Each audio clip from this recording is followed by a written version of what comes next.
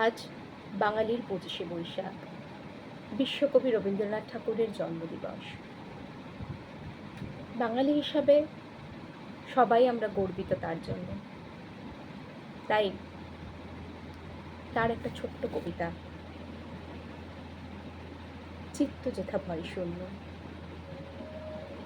চিত্ত যেথা ভয় শূন্য, উচ্চ যেথা শির, জ্ঞান যেথা মুক্ত, যেথা গৃহের প্রাচীর, আপন প্রাঙ্গণ তলে দিবস সর্বরি, বসুধারে রাখে নাই খণ্ড ক্ষুদ্র করি। যেথা বাক্য হৃদয়ের উৎসমুখ হতে উচ্ছ্বসিয়ে ওঠে, যেথা নির্বারিত স্রোতে দেশে দেশে দিশে দিশে কর্মধারা ধায়, অজস্র সহস্রবিধ চরিতার্থতায়।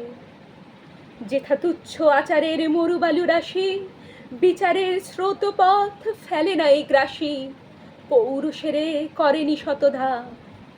নিত্য যেথা তুমি সর্বকর্ম চিন্তা আনন্দের নেতা, নিজ হস্তে নির্দয় আঘাত করিপিত ভারতেরে সেই স্বর্গে করে জাগরিত।